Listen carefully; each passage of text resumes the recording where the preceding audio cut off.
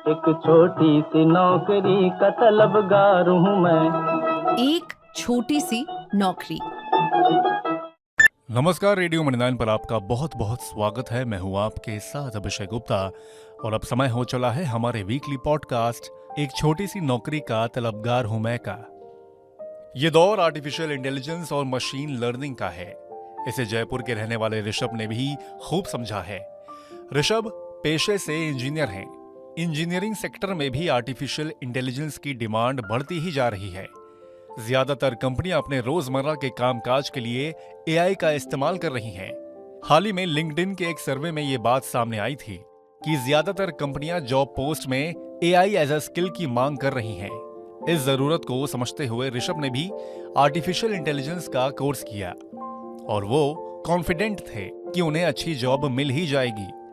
लेकिन उनके दोस्तों ने कहा कि यहाँ जयपुर में कहाँ इससे जुड़ी नौकरियां रखी हैं, इसके लिए तो तुम्हें टीयर 1 शहरों में ही जाना होगा। ऋषभ इस बात से मायूस हो गए। उन्होंने कहा कि हाँ, ये बात तो सही है, ऐसी नौकरियों के लिए तो उन्हें अपना शहर छोड़ना ही पड़ेगा।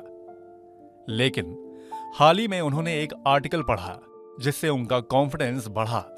आर्टिकल में एचआर टेक प्लेटफॉर्म गेटवर्क की रिपोर्ट शामिल थी, जिसमें बताया गया कि आर्टिफिशियल इंटेलिजेंस की ग्रोथ के साथ जयपुर, ग्वालियर, हरिद्वार, जोधपुर और आगरा जैसे टीयर 2 शहरों में इससे जुड़ी नौकरियों में बढ़ोतरी देखी जा रही है। गेटवर्क के एनालिसिस से पता चला है कि पिछले 5 महीनों में लगभग 13% एआई नौकरियां भारत के टीयर 2 और 3 शहरों से आई थीं।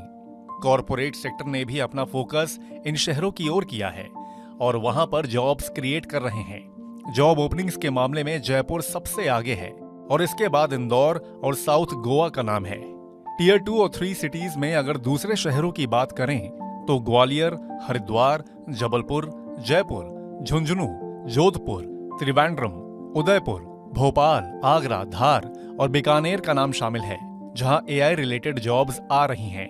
बावजूद इसके टीयर 1 शहरों जैसे कि दिल्ली, एनसीआर, बैंगलोर, हैदराबाद में सबसे ज्यादा 86% एआई से जुड़ी नौकरियां हैं।